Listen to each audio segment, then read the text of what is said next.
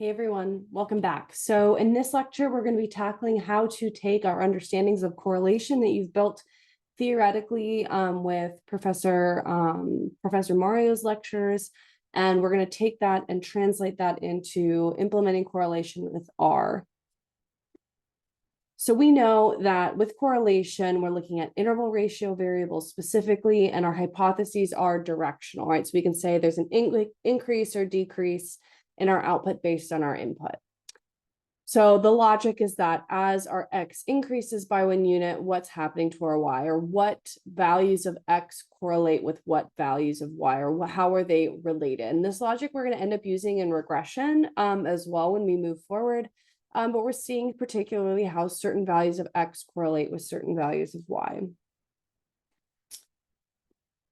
As you would have seen so far, a -1 indicates a strong negative correlation. This means that as every time X increases, Y decreases. So -1 is a perfect negative correlation. 0 means that there's no association between the variables whatsoever, no association between our X and our Y. And 1 indicates a strong positive correlation. That means that Y increases with X.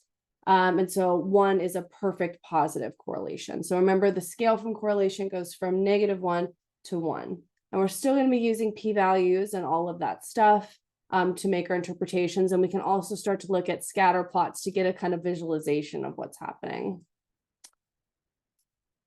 Okay, so say we wanted to test a hypothesis that if there's an increase in age, is there also going to be an increase in favorability towards AOC, so Alexandria Ocasio-Cortez? And in this particular example, we're going to be using the function core test, which is a little bit cut off here, but you'll be able to see it in your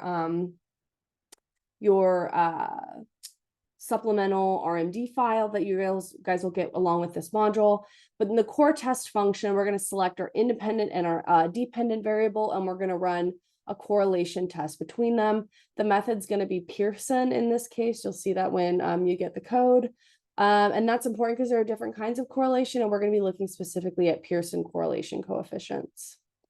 And when you specify this, your X or your independent variable should be first, and then your dependent variable or your output should be second. So this is a bit of a flip from the other kind of t-test and ANOVA with the tilde, where the dependent variable was on the left side and the independent variable was on the right. So this is one specific case where you're not going to do that. Okay, so we get a few different things here. We get a t-statistic, we get degrees of freedom, we get a p-value, we also get sample estimates and their correlation, and then a 95% confidence interval. So let's start with the sample estimates correlation. So at the very, very bottom, you see a COR core at a -0.2058567. So we can round that down just in this particular case to say there's a negative correlation of 0.21 between age and the feeling thermometer towards AOC. That means as age increases, favorability towards AOC decreases, which makes a lot of sense, right? Because AOC is a very young, kind of vibrant energy in Congress, but it's also disruptive in a lot of ways to the institution, because normally our elected officials are older and kind of run by these traditions, and AOC disrupts that, right? And a lot of this is based on her younger age. And so there's a negative correlation between the way that age relates to feeling warmly towards AOC. So as age increases, warm feelings towards AOC decrease. And we know that because it's negative. How certain can we be that this is actually happening? Well, we have a p-value of 2.2 e to the -16, which is basically 0. So we can say we're pretty certain that as age increases, feelings towards AOC decrease. And we can be pretty certain of this because we have our significant p-value. In this case, we're also given information about a confidence interval. So how confident can we be that our correlation estimate falls within this particular range. So we can say we can be 95% confident that our estimate falls between negative 0.24 and negative 0.17. And so that gives you a range of values to kind of say, well, we know it's probably in this range. And all of those are significantly different from zero, right? A zero correlation would mean that there's no relationship. So none of that range includes zero. It's all negative, which shows us that there is probably a negative relationship between age and favorability towards AOC. So that's kind of how you'd interpret the 95% confidence interval. And this sort of output that you'd get here has all of the helpful information for you, but we know that the visualization is not so great. And we saw that again with our chi-squared as well, that we maybe want to use something else for our final paper. So we're going to start looking at some SJ plot code again, and we're going to use the tab core function. So this is going to be probably some of the more complicated code you'll use this quarter, but I promise it makes a lot of sense. So we have our data set, paper data 3, that we're using as the first part of the argument for the tab core function. And from that tab or the paper data, we're going to select out certain columns. Okay, so you can think of your data set as a matrix with rows and columns. And this sort of bracket, the hard bracket, as opposed to the parentheses, will allow you to select either rows or columns. So this is moving away from the $ notation. So when we have those hard brackets, we have two things that happen on the right or the left of the first comma. When we put this comma here and we put nothing to the left of it, it means that we're going to be selecting columns.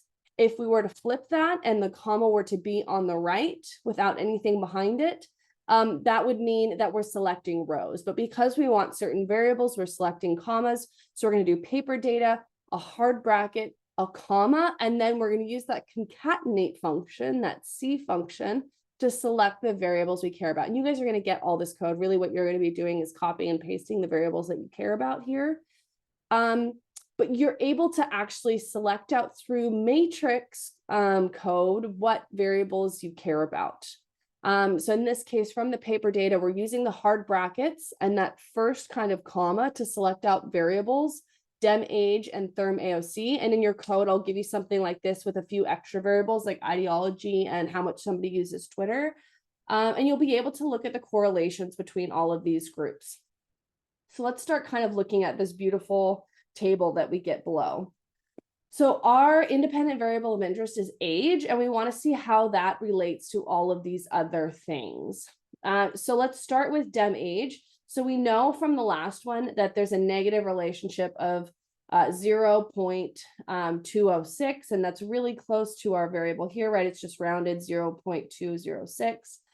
So we know that we have a negative relationship between age and feelings toward AOC. As we get older, as people are older, they're much less likely to like AOC. What about something like ideology? Well, ideology is a scale, and as that scale gets bigger, somebody is more conservative, and as that scale is smaller, somebody is more liberal. So in this case, we would interpret this correlation, this positive correlation, as age increases, people are more conservative, which makes sense, right? Again, we know that the conservative Republican Party is much more into traditionalism and sorts of kind of keeping things within the status quo. And so more often than not, the older populations are really interested in conservative ideologies. And so we see that as age increases, ideology decrease, or as age increases, ideology also increases, as shown by the fact it's a positive and not a negative. So their correlation coefficient is 0.218. And so there's a sort of like weakly positive relationship. I would say that dem age and therm AOC is weakly negative, but dem age and dem ideology is weakly positive. So we can also say this and how age relates to Twitter usage. So this makes a lot of sense too. As age increases, we see a decrease in Twitter usage, which makes a lot of sense. More often than not, younger people are on Twitter as opposed to your grandma and grandpa. And so there's a negative relationship at 0.305. And so we're actually able to see some really interesting things here. So that's just looking at the DEM age column. Well, we can also look at all these other things alongside it. So if you move over to the next column of Therm AOC, that's going to look at that and say that's our independent variable in this case. And we're also able to look and see how that relates to ideology. So as feeling thermometers towards AOC get bigger, people are more favorable and like her more, ideology decreases, which makes sense because conservatives aren't as excited about AOC because she's a Democratic politician. So there's a negative relationship between warm feelings towards AOC and being conservative. That makes a whole lot of sense. And you can do that across the rest of the variables. So it's a actual like a whole kind of plot of all of the different correlations between these variables. The ones that we cared about based on our hypothesis are in this first column, right? Or you could also look at it across the first row, but you can look at all the different intersections as well between the other variables, which is kind of interesting. So this tab core kind of table maker is really powerful, and I suggest you guys use it for your final paper if you use correlations. We also know from some of Mario's lectures that we're going to be looking at scatter plots in this case in order to kind of understand what's happening now. The one thing I will say is many scatter plots in social sciences, especially when we're using discrete interval ratio and not continuous interval ratio, isn't going to be all that pretty because each has a bin, right? So nobody can fall in the feeling thermometer category at 25.3345, right? Everybody just falls at even whole numbers. And so the scatter doesn't look like a perfect kind of line. But what we can do is start to think about the ways that our correlation and our regression kind of plots show this relationship. So I'll just show you, right, for DEM age and Therm AOC, remember we had a negative relationship. And we see that as age increases, feeling thermometers towards AOC decrease, right? Because this line shows a negative relationship as DEM age gets bigger, Therm AOC or feeling thermometers towards AOC get smaller. So, right, we're looking at the blue line. We've also plotted the actual observed values of these two. So somebody at age 60, where they fall in terms of their feeling thermometers on AOC, right? So all of these are real points, but we know because we have discrete variables, those points are not as easy to interpret. So what we'll do is start to plot a line on it that shows the direction of that relationship and the magnitude of that relationship as well when we move forward. And so remember, this is a weakly negative relationship because it's like this instead of like this. And so we're able to kind of see that borne out here in a scatter plot, right? This negative relationship between people getting older and having lower values of AOC. Feeling warmness towards her.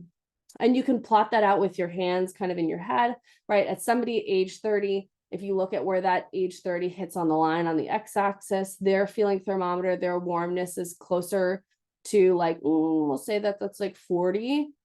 As opposed to somebody at age 60, you kind of track that up to where it hits the blue line. And those people are at like 30 something, right? So there's a drop between the warmness at 30 and the warmness at 60.